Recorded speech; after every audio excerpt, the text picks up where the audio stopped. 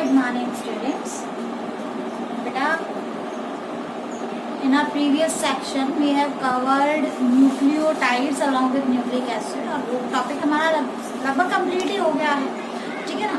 आज हम कुछ कंपटीशन पॉइंट ऑफ व्यू से इस टॉपिक को देखेंगे कि न्यूक्लियोटाइड्स में कई बार क्या होता है, क्वेश्चंस आते हैं, ठीक है ना। कुछ न्यूमेरिकल्स भी आते हैं, न्यूमेरिकल्स करना सॉल्व करना सिखाएंगे आपको, ठीक है ना। और इसके साथ साथ कई बार जो है देखो, कई बार क्या होता है डायरेक्ट क्वेश्चंस आते हैं और वहाँ पे अगर हमने पढ़ा है तो कई बार बच्चे दिमाग नहीं लगा पाते कि यहाँ पे ये होगा, बच्चों में कंफ्यूजन रहता है। तो वही कंफ्यूजन दूर करने के लिए कुछ यहाँ पे ऐसे एस्पेक्ट्स हैं जो हम पढ़ तो चुके हैं, बट फिर भी एक बार उसको हम रिविजन फॉर्म में डाल देंगे ताकि चीज़ें और अच्छे से उसमें कॉन्सेप्चुअल क्लियरिटी आती है, ठीक है ना। एंड दिस इज योर बेटा 10th लेक्चर, ठीक है, and it's 11th of May, ठीक। और इस चैप्टर को कंप्लीट करने के लिए देखो आज का लेक्चर तो हो ही जाएगा, इसमें हमारे मेटाबोलाइट्स हो जाएंगे, मेटाबॉलिज्म हो जाएगा, और जो चीज़ें दी हुई है एनसीईआरटी की कुछ एक्स्ट्रा टॉपिक्स दिए हुए हैं वो।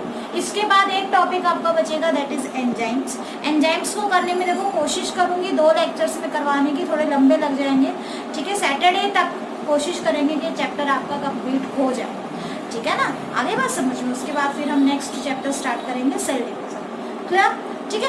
लेकिन जैसे ही चैप्टर कंप्लीट होता है उसके बाद देखो जितना हो सके एमसीक्यू सॉल्व करो, क्योंकि एमसीक्यू मतलब यू मान के चलिए हर बार एमसीक्यू आपका बायोमोलिक्यूल से आएगा ही आएगा। ऐसा कोई पेपर नहीं है जिसमें बायोमोलिक्यूल से क्वेश्चंस ना आते, और जनरली डीएनए से तो आता ही आता है, ठीक है। तो देखो अभी तक हमने न्यूक्लिक एसिड डिस्कस किए थे। कॉम्पिटिटिव पॉइंट ऑफ व्यू से देखें तो देखो अगर आपसे कोई पूछे कि पॉलीन्यूक्लियोटाइड चेन को मेंटेन करने वाला बॉन्ड कौन सा है, ठीक है, then what will you answer.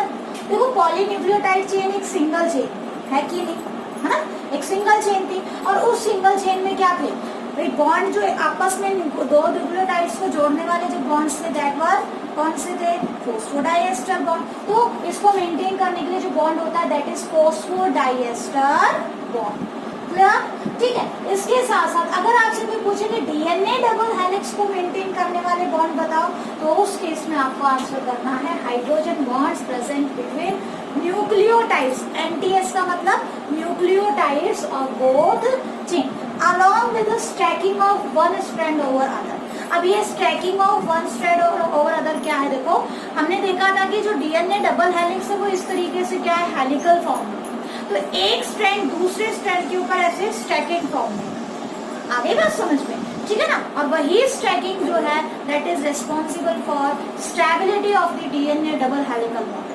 Clear, ठीक है। इसके अलावा देखो बेटा आपसे कोई पूछे कि लेडर ऑफ डीएनए,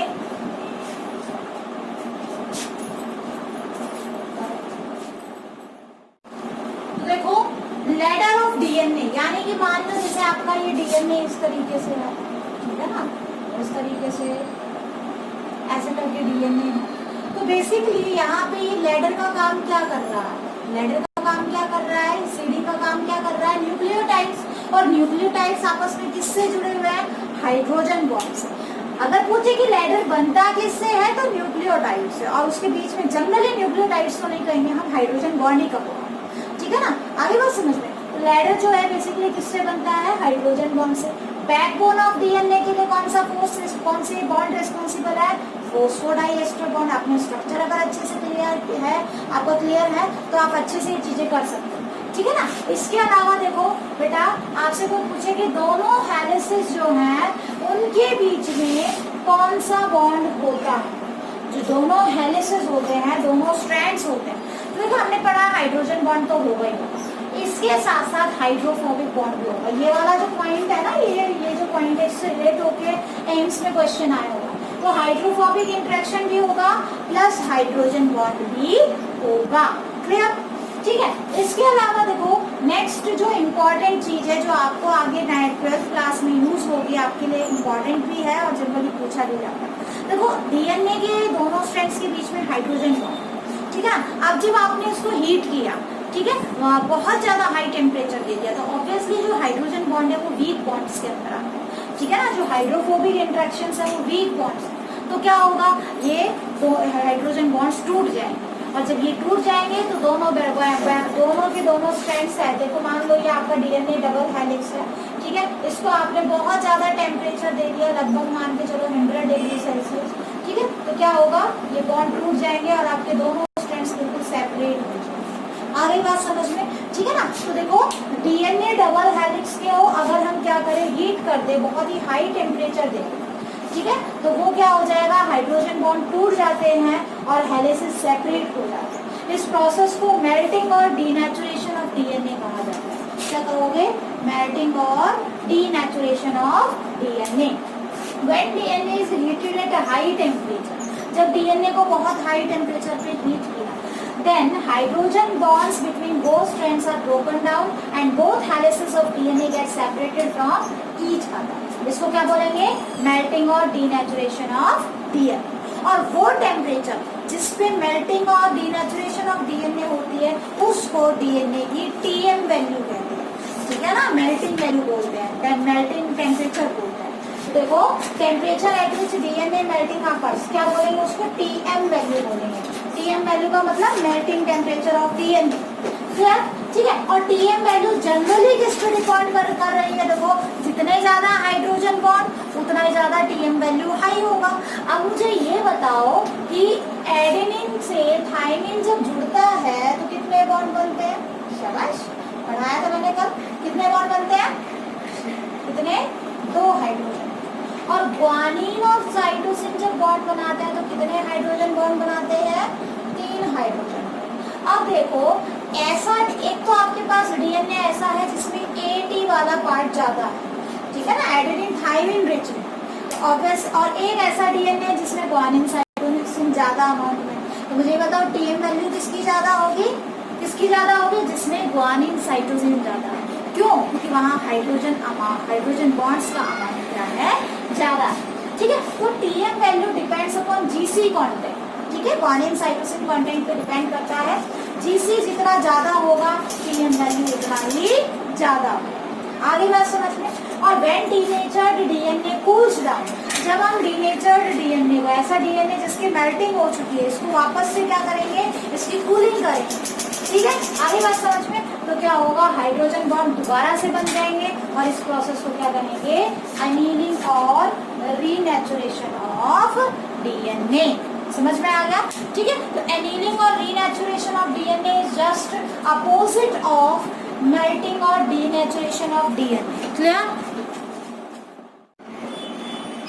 नेक्स्ट देखो बेटा, जो बहुत ज्यादा इम्पोर्टेंट है और अच्छे से समझ लो, यहाँ से न्यूमेरिकल आता है, ठीक है ना। आपकी 12th स्टैंडर्ड में भी है, आपकी थ्योरी 12th क्लास की थ्योरी में है, और 11th क्लास के जो कॉम्पिटिटिव लेवल के लिए अगर बच्चे तैयार करते हैं तो वहाँ पे इस टाइप के क्वेश्चंस पूछे जाते हैं, ठीक है ना, आपको आना भी चाहिए।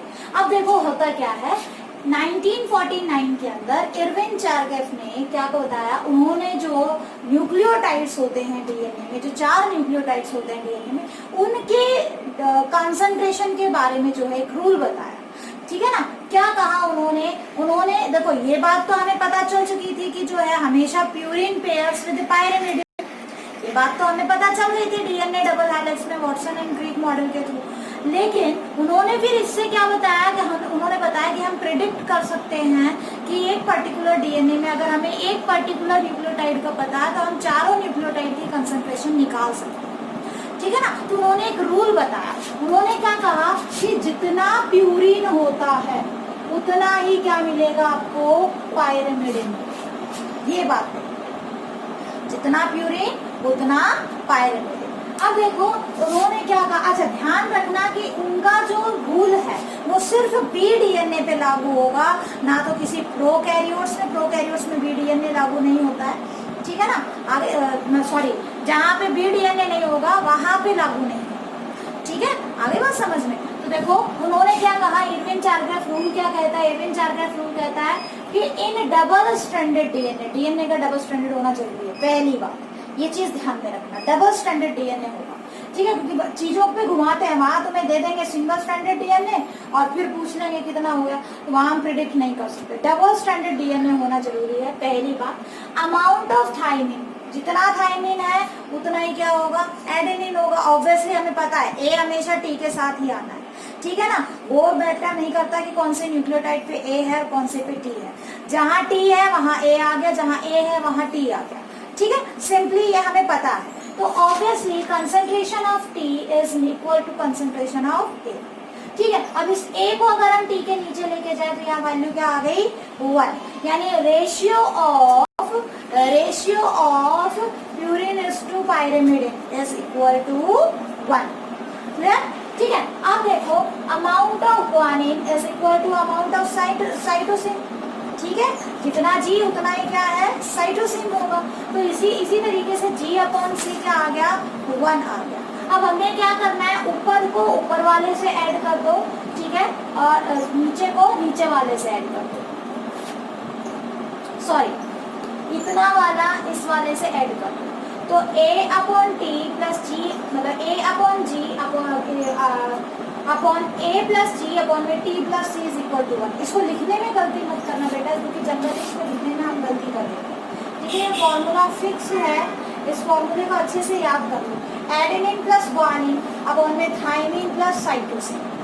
Clear, adenine plus guanine upon में thymine plus cytosine is equal to 1 है। क्या ये देखो, ऊपर दोनों प्यूरिन आएंगे, नीचे दोनों पायरिमिडिन आएंगे। ठीक है ना, प्यूरिन अपॉन में पायरिमिडिन इज इक्वल टू 1। बच्चे गड़बड़ कहाँ करते हैं, ऊपर क्या ले लिया, एक प्यूरिन एक पायरिमिडिन, नीचे ले लिया एक प्यूरिन एक पायरिमिडिन। ठीक है, that is not equal to 1, ये ध्यान रखो।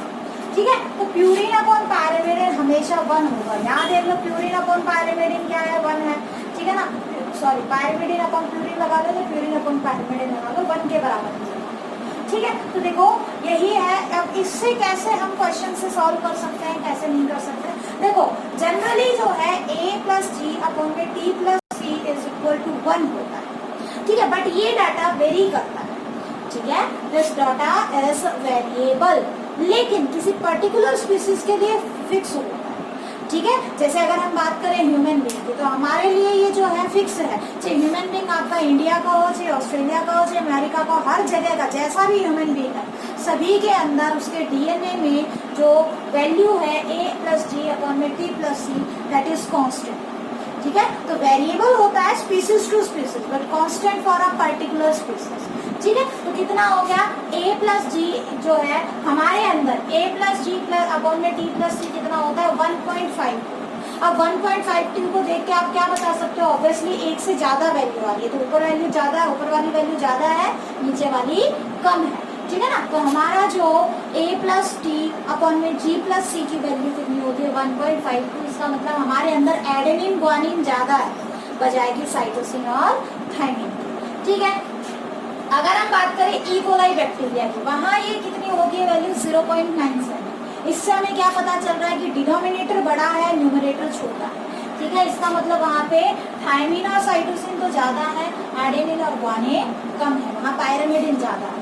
अब इन दोनों वैल्यू से क्या पता लगा सकते हो, टीएम वैल्यू पता लगा सकते हो कि नहीं। देखो जहाँ थाइमिन और साइटोसिन है, ठीक है, ऑब्वियसली जो है जहाँ पे जो आपका प्यूरिन और पायरिमिडिन को देख के हम पता लगा सकते हैं कहीं ना कहीं वो टीएम वैल्यू को अफेक्ट करते हैं। ठीक, तो देखो अब यहाँ से न्यूमेरिकल किस फॉर्म में आता है। देखो मान लो मैंने क्या कहा, मैंने कहा कि किसी पर्टिकुलर डीएनए में, ठीक है ना, पर्टिकुलर डीएनए में थाइमिन जो है वो आपका 40% है। कितना है 40%। ठीक है, now you have to calculate amount of G, amount of C and amount of T. ये आपको कैलकुलेट करना है। बाकी की जो नाइट्रोजीनियस स्पेसेस बच गए वो आपको क्या करने हैं, फाइंड आउट करने हैं। ठीक है ना, आगे बात समझ में। अब कैसे निकालोगे, देखो आपको पता है T की वैल्यू 40 है, आपको पता है कि कंसंट्रेशन ऑफ T किसके बराबर होती है, कंसंट्रेशन ऑफ A के बराबर, एंड दैट वुड बी कितना 40%। आगे बात समझ में। ठीक है, अब देखो A प्लस टी आपका कितना हो गया, A प्लस टी ओवरऑल देखें हम, A प्लस टी वैल्यू कितनी हो गई 40 प्लस 40, तो 80% तो टोटल हो ही गया, बच गया कितना 20%। बच गया कितना 20%। अब वो जो 20% बच गया उसमें से हाफ क्या होगा जी होगा और हाफ क्या होगा सी होगा। तो आपका जी की वैल्यू कितनी आएगी, जी की वैल्यू 10% आएगी, सी की वैल्यू भी 10%। समझ में आया कुछ? ठीक है, इस टाइप से क्या है, हमें अगर एक का दे दे तो हम तीनों का निकाल सकते हैं। भाई उसके पैरेलल देखो, जिसके साथ वो बाइंडिंग कर रहा है वो उसके बराबर हो गया। अब 100 में से कितना बच गया, ठीक है, वो क्या हो गया जी, मतलब नेक्स्ट जो 2 बच गए उसका ओवरऑल हो गया। उसका हाफ करोगे तो क्या मिल जाएगा आपको, सेपरेटली मिल जाएगा। देखो एक और क्वेश्चन करके देखते हैं बेटा, ठीक है। देखो यहाँ से क्वेश्चन आता है इसलिए बहुत इंपॉर्टेंट है, अच्छे से कर लो। जैसे मान लो आपको एक क्वेश्चन दिया गया कि एक डबल स्ट्रैंडेड डीएनए में साइटोसिन 10% है, ठीक है। एक डबल स्ट्रैंडेड डीएनए में साइटोसिन कितना है 10% है। बताओ इसके अंदर एडेनिन कितना होगा, थाइमिन कितना होगा, ग्वानिन कितना होगा। अब हमें पता है, हमें क्या पता है कि C is equal to G, है ना। कंसंट्रेशन का साइन नहीं लगा रही मैं, concentration of C is equal to concentration of G is equal to कितना आ गया 10%, ठीक है। तो आपको पता है कि C प्लस G टोटल कितना हो गया 10 प्लस 10 कितना हो गया 20%, ठीक है। अब बच गया कितना बच गया, रेस्ट लेफ्ट जो बच गया टोटल वो कितना बच गया आपका, थाइमिन और एडेनिन बच गया। थाइमिन और एडेनिन कितना हो गया 100 माइनस 20 कितना बच गया 80, ठीक है। तो एडेनिन और थाइमिन कितना है आपका, एडेनिन और थाइमिन कितना हो गया बेटा 80%। तो हमें पता है कि जितना एडेनिन होता है उतना थाइमिन, है ना। Since adenine is equal to thymine, adenine thymine के बराबर होता है, तो इसीलिए क्या हो गया हमारे पास जो A है that is equal to T is equal to 40%। समझ में आया, ठीक है। तो इस तरीके से क्या है, कुछ न्यूमेरिकल्स आ जाते हैं इसको लेके, ठीक है।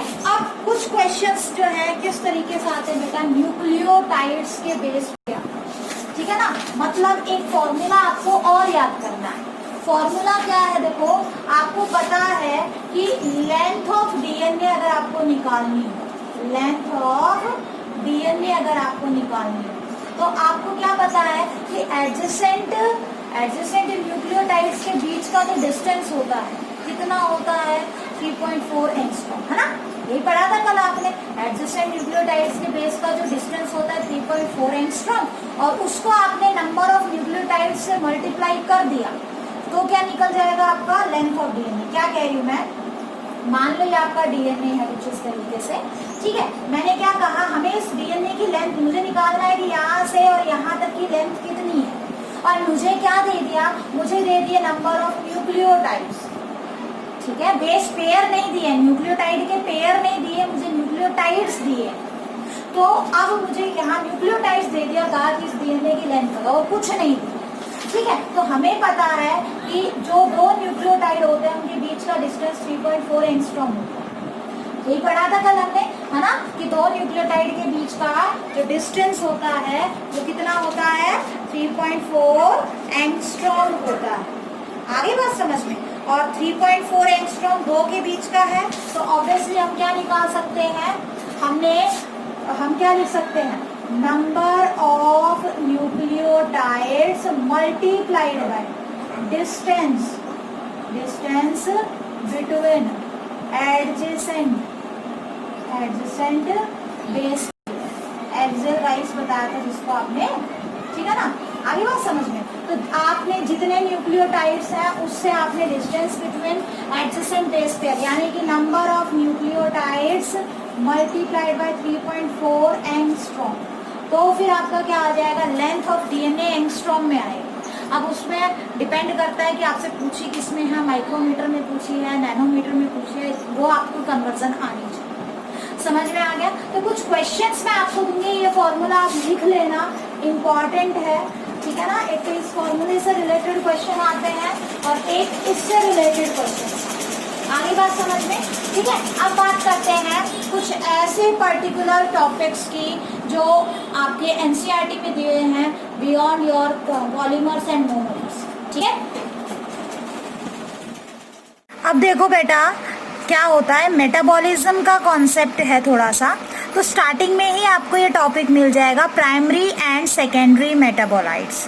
ठीक है, अब मेटाबोलाइट्स क्या होते हैं, देखो जितने भी बायोमोलिक्यूल्स प्रेजेंट होते हैं किसी भी लिविंग सिस्टम के अंदर उनको क्या कहते हैं, हम मेटाबोलाइट्स कहते हैं। ठीक है ना, all biomolecules present in living system are defined as metabolites. Clear? ठीक है, अब देखो कैसा भी सिस्टम हो, चाहे प्लांट हो, चाहे एनिमल हो, चाहे फंजाई हो, कैसा भी सिस्टम हो, वहाँ पे आपको मेटाबोलाइट्स तो मिलेंगे। और ऐसे मेटाबोलाइट्स जो सभी लिविंग ऑर्गेनिजम्स में मिलते हैं उनको बोलते हैं प्राइमरी मेटाबोलाइट्स। ठीक है ना, तो देखो आपकी बुक में कुछ इस तरीके की सेंटेंस दी हुई है, इसलिए मैंने थोड़ा सा सेंटेंस वेरिएट किया है कि जब हम एनिमल सेल को जो है एनालाइज करते हैं तो क्या होता है, ये मेटाबोलाइट्स क्या हो सकते हैं, प्रोटीन हो सकते हैं, कार्बोहाइड्रेट्स हो सकते हैं, फैट्स हो सकते हैं, अमीनो एसिड्स हो सकते हैं, ठीक है, न्यूक्लिक एसिड्स होते हैं, जिनके बारे में हमने सभी के बारे में अभी पढ़ा है। ये सारे क्या है, मेटाबोलाइट्स हैं। ठीक है ना, आगे बात समझ में। और ये मेटाबोलाइट्स सभी लिविंग सिस्टम में होता है, चाहे प्रोकैरियोट हो, चाहे यूकैरियोट हो, चाहे प्लांट हो, चाहे एनिमल हो, चाहे फंजाई हो, इसीलिए इनको क्या कहते हैं हम, प्राइमरी मेटाबोलाइट्स। ठीक है, ध्यान रखना प्राइमरी मेटाबोलाइट्स के अंदर इनका जो फंक्शन है वो हमें पता है, they have identifiable functions and play known roles in normal physiological processes. Clear? ठीक है, नॉर्मल फिजियोलॉजिकल प्रोसेसेस में जिनका रोल होता है वो हमें पता है। लेकिन अगर हम प्लांट्स की बात करें या कुछ फंजाई की बात करें या कुछ माइक्रोबियल सेल्स की बात करें, वहाँ पे प्राइमरी मेटाबोलाइट्स के अलावा कुछ और मेटाबोलाइट्स मिलते हैं, कुछ और यू मान के चलिए कुछ और कंपाउंड्स मिलते हैं, बायोमोलिक्यूल्स मिलते हैं, जिनका हमें उन पर्टिकुलर ऑर्गेनिजम्स के लिए क्या फंक्शन है इस बात का हमें नहीं पता। ठीक है, बनते हैं वहाँ पे ये मेटाबोलाइट्स बनते तो हैं, लेकिन वो उस पर्टिकुलर ऑर्गेनिज्म के लिए किस लिए बन रहे हैं उसका हमें आज तक नहीं पता। And discovery still going on. ठीक है, work is still going on. अभी भी हम ये ढूंढ रहे हैं कि वो बेसिकली उस प्लांट के अंदर क्यों बन रहे हैं। ठीक है, एग्जाम्पल के तौर पे एल्कलॉइड है, फ्लेविनॉइड्स हैं, rubber, essential oil, antibiotics, coloured pigment, scent, gum, spices. ठीक है ना, ये सारी चीज़ें जो होती हैं जिनका उस पर्टिकुलर ऑर्गेनिज्म के लिए क्या रोल है हमें नहीं पता। ठीक है ना, उनको क्या बोलते हैं, सेकेंडरी मेटाबोलाइट। ठीक है, इंपॉर्टेंट है बेटा, यहाँ से कई बार नीट में क्वेश्चन आया हुआ है कि सेकेंडरी मेटाबोलाइट्स क्या होते हैं।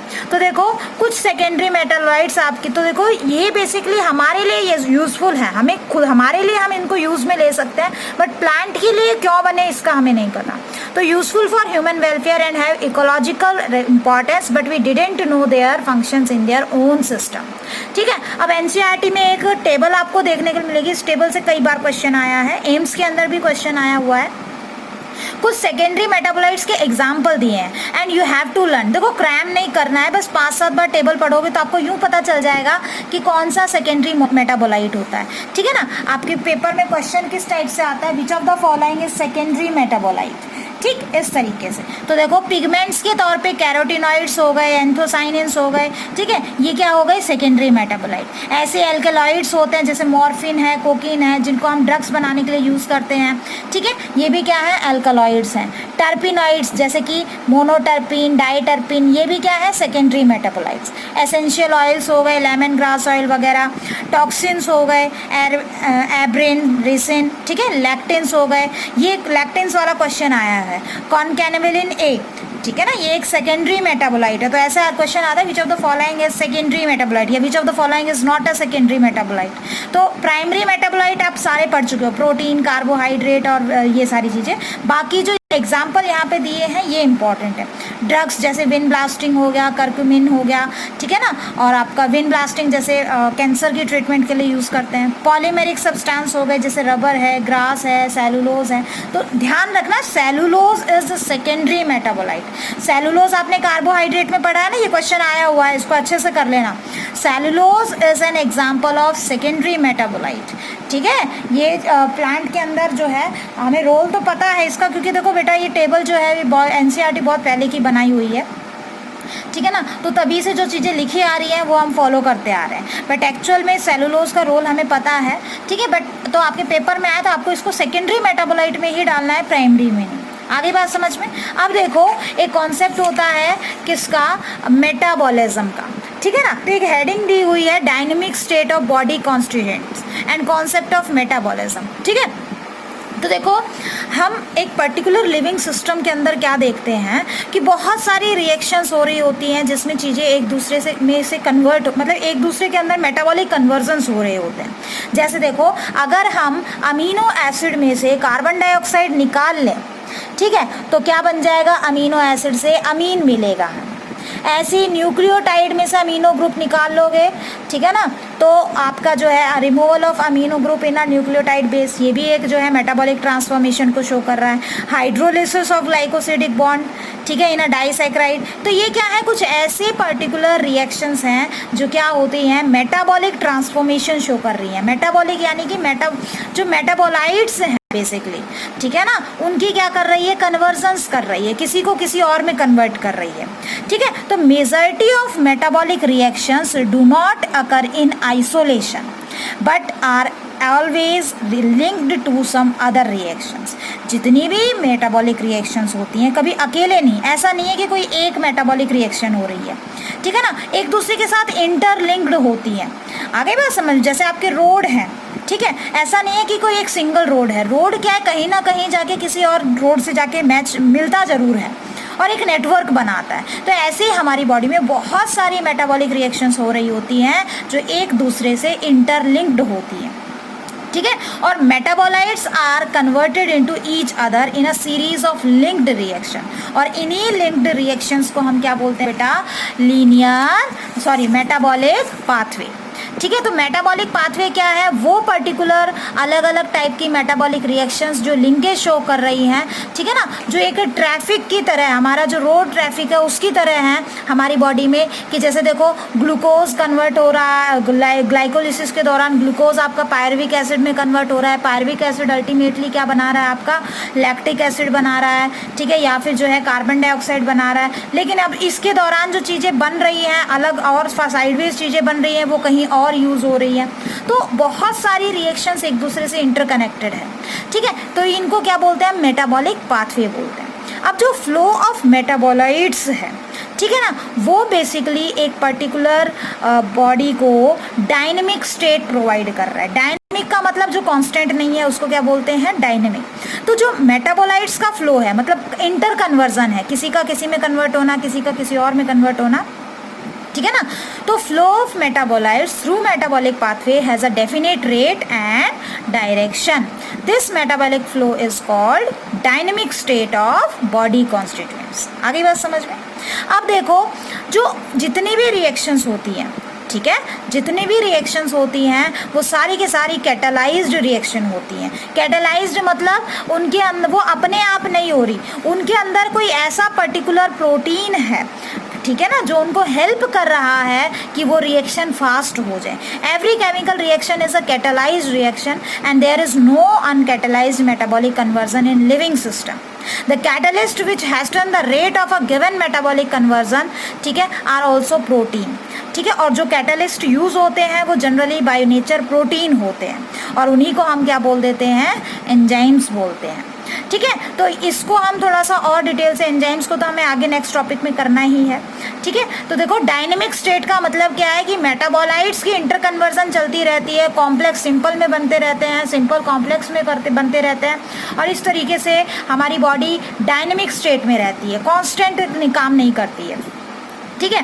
अब देखो metabolic basis of for living, ठीक है। मेटाबॉलिक बेसिस फॉर लिविंग का मतलब क्या है, देखो एक टर्म यूज होती है मेटाबॉलिज्म, ठीक है, बहुत इंपॉर्टेंट है, अच्छे से याद करो। कोई भी सिस्टम लिविंग है या नहीं, इसको देखने के लिए हम देखते हैं कि उसमें मेटाबॉलिज्म है या नहीं, ठीक है। तो मेटाबॉलिज्म एक ऐसी टर्म है जो किसको डिस्क्राइब करती है, जितनी भी केमिकल रिएक्शन एक लिविंग ऑर्गेनिज्म के अंदर हो रही है वो सारी की सारी रिएक्शंस क्या कहलाती हैं, मेटाबॉलिक रिएक्शंस कहलाती हैं। और वो प्रोसेस क्या कहलाएगा, मेटाबॉलिज्म कहलाएगा। आगे बात समझ में। अब मेटाबॉलिज्म की दो कैटेगरीज हैं, एनाबॉलिज्म और कैटाबॉलिज्म, ठीक है। एनाबॉलिक पाथवे का मतलब ऐसी रिएक्शन जिसमें कोई चीज़ बन रही है, सिंथेसिस हो रही है जिसमें बायोसिंथेटिक प्रोसेस है, ठीक है, include chemical reaction responsible for synthesis of compound. और जब किसी चीज़ को हम बनाते हैं तो एनर्जी की ज़रूरत पड़ती है। जैसे मम्मी घर में खाना बना रही है तो ऑब्वियसली आपको खाना बनाने के लिए क्या है, हीट की ज़रूरत पड़ेगी। इसी तरीके से जब हमारी सेल क्या करती हैं, सिंपल चीज़ों से कॉम्प्लेक्स चीज़ें बनाती हैं, तो उस टाइप की रिएक्शन को एनाबॉलिक रिएक्शन कहा जाएगा। ठीक है, आगे बात समझ में। और एनाबॉलिक रिएक्शन में हमेशा एनर्जी की रिक्वायरमेंट होती है। क्लियर। अब कैटाबॉलिक रिएक्शन किसको बोलते हैं? कैटाबॉलिक पाथवे ऐसा पर्टिकुलर मेटाबॉलिक पाथवे जिसके अंदर केमिकल रिएक्शन किस में रेस्पॉन्सिबल है, किसी पर्टिकुलर कॉम्प्लेक्स चीज को तोड़ने के लिए रेस्पॉन्सिबल है। ब्रेकडाउन ऑफ कंपाउंड बेसिकली जहां इन्वॉल्व है, ठीक है ना। तो वहां पे क्या होगा, जब ब्रेकडाउन होगा तो ऑब्वियसली एनर्जी प्रोड्यूस होगी, ठीक है। बॉन्ड बने तो एनर्जी यूज हुई और बॉन्ड टूटे तो एनर्जी प्रोड्यूस हुई, तो कैटाबॉलिक रिएक्शन। अब देखो इसको एग्जांपल से समझते हैं, ठीक है ना। एग्जांपल क्या है, देखो एनाबॉलिक पाथवे में क्या है, बायोसिंथेटिक पाथवे है, ठीक है ना। And it involves conversion of simple compound to complex compound. जैसे देखो एसिटिक एसिड सिंपल है और इससे क्या बन गया, कोलेस्ट्रॉल बन गया। That is an example of anabolic reaction. Similarly photosynthesis की बात करें, कार्बन डाइऑक्साइड प्लस वाटर क्या बनाता है, कार्बन डाइऑक्साइड और वाटर तो क्या है, सिंपल सब्सटेंस, और इससे क्या बन जाता है, ग्लूकोज बन जाता है। तो that is an example of anabolic. Photosynthesis क्या है, एनाबॉलिक रिएक्शन है। कैटाबॉलिक रिएक्शन में क्या होगा, कैटाबॉलिक रिएक्शन के अंदर मेटाबॉलिक पाथवे जिसमें चीजें डिग्रेड होती है, टूटती हैं, degradation of complex substance to simple substance. जैसे कि ग्लूकोज किस में टूट गया, लैक्टिक एसिड में, ठीक है। या एग्जांपल कर सकते हो आप रेस्पिरेशन का, है ना। ग्लूकोज किस में टूट रहा है आपका, कार्बन डाइऑक्साइड के अंदर, और जो है आप कार्बन डाइऑक्साइड प्लस वाटर, लेकिन साथ में क्या होता है, एनर्जी रिलीज होती है, ठीक है। तो this is concept of metabolism. Clear.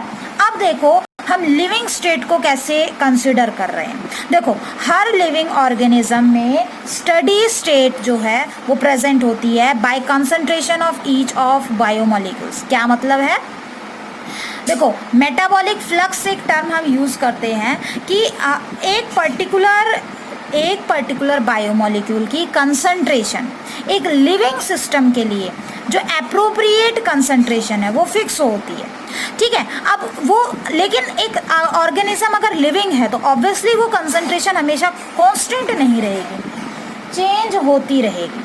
आगे बात समझ में, ठीक है ना, चेंज होती रहेगी। जैसे देखो ग्लूकोज की नॉर्मल कंसंट्रेशन कितनी होती है, 4.5 to 5.0 मिली मोलर कंसंट्रेशन होती है एक नॉर्मल हेल्दी पर्सन। लेकिन मुझे ये बताओ कि क्या एक इंडिविजुअल में हर टाइम ये कंसंट्रेशन सेम रहेगी, कभी नहीं रहेगी। क्यों, क्योंकि देखो उसमें बहुत सारे प्रोसेसेस हो रहे हैं, ग्लूकोज यूज भी हो रहा है, ग्लूकोज बन भी रहा है। ऐसा तो है नहीं कि बॉडी बिल्कुल एकदम ऐसी मशीन है, रोबोट है कि जितनी कंसंट्रेशन फिक्स है उतनी रहेगी।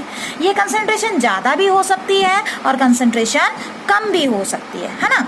इक्विलिब्रियम में हमेशा नहीं रहेगी, ठीक है। तो किसी भी लिविंग सिस्टम में इक्विलिब्रियम कंडीशन आपको कभी नहीं मिलेगी।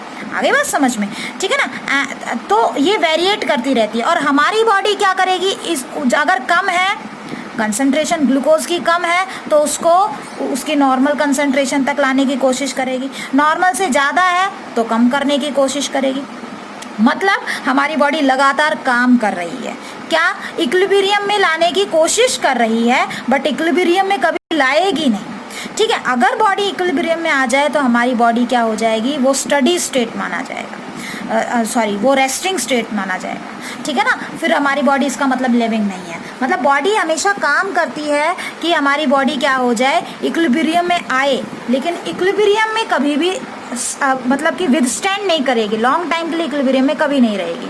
तो देखो steady state is a non equilibrium state, लगातार काम करने की जो स्टेट है that is non equilibrium state. Hence, the living state is a non-equilibrium steady state to be able to perform work.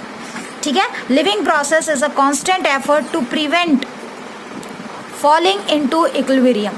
This is achieved by energy input. क्या कहा मैंने, देखो the living state is a non-equilibrium steady state. अगर कोई particular cell जिंदा है, living state में है, तो कभी भी इक्विलिब्रियम में नहीं होगा, वो नॉन इक्विलिब्रियम स्टडी स्टेट में है। ठीक है ना, आगे बात समझ में। और हम काम जो कर रहे हैं वो काम क्या है, वो काम यह है कि हमारी बॉडी में इक्विलिब्रियम ना हो, ठीक है। अगर हमारी बॉडी इक्विलिब्रियम में आ गई, ठीक है, सब कुछ कांस्टेंट हो गया, तो इसका मतलब हमारी बॉडी डेड हो गई, अब वो काम नहीं करेगी। जैसे ईसीजी में आपने देखा ना, कई बार देखा होगा लाइन हमारी बॉडी में, मूवीज़ वगैरह में या कहीं पे आपने देखा हो, ईसीजी जब करते हैं तो अगर सीधी लाइन आ जाती है तो इसका मतलब पर्सन की डेथ हो गई, और जब वो वेरिएट करती रहती है तो पर्सन अभी जिंदा है ना, ऐसा भी आपने देखा है। तो living process is a constant effort. हमारे जो लिविंग प्रोसेसेस हो रहे हैं दैट आर कांस्टेंट एफर्ट्स, लगातार होने वाले एफर्ट्स हैं जो बेसिकली हमारी बॉडी को इक्विलिब्रियम में फॉल करने से बचाते हैं, और इसके लिए हमें एनर्जी की ज़रूरत पड़ती है ना, इसीलिए तो हमें एनर्जी की ज़रूरत पड़ती है। हम रोज़ खाना क्यों खाते हैं, क्योंकि हमें हमारी बॉडी को काम करना है। क्या काम करना है, इक्विलिब्रियम में हमारी बॉडी ना चली जाए, इससे बचाना है, इससे बचाने के लिए वो सारे काम कर रही है, ठीक है। आगे बात समझ में। Hence living state and metabolism are synonyms, ठीक है, इसीलिए हमारी लिविंग स्टेट को हम मेटाबॉलिज्म भी कह सकते हैं, दोनों क्या है, सिनोनिम्स हैं एक दूसरे के। और अगर किसी में मेटाबॉलिज्म नहीं है इसका मतलब वो चीज़ लिविंग नहीं है। क्लियर। तो अगर आपसे कोई पूछे कि पर्टिकुलर ऑर्गेनिज्म लिविंग है या नहीं है, तो हम क्या देखेंगे, उसका मेटाबॉलिज्म देखेंगे। क्लियर, ठीक है ना। तो एक बार इस टॉपिक को देख लेना, यहाँ से भी क्वेश्चन आ जाते हैं बेटा, अजर्सन रीजनिंग में आते हैं और आपका एम्स वगैरह में ज़्यादा आते हैं, ठीक है ना। अजर्सन रीजनिंग का कॉन्सेप्ट यहाँ पे ज़्यादा आता है, तो ये आप कर लीजिए, ठीक है। नेक्स्ट लेक्चर में हम एंजाइम स्टार्ट करेंगे। That's all for today's lecture. Thank you.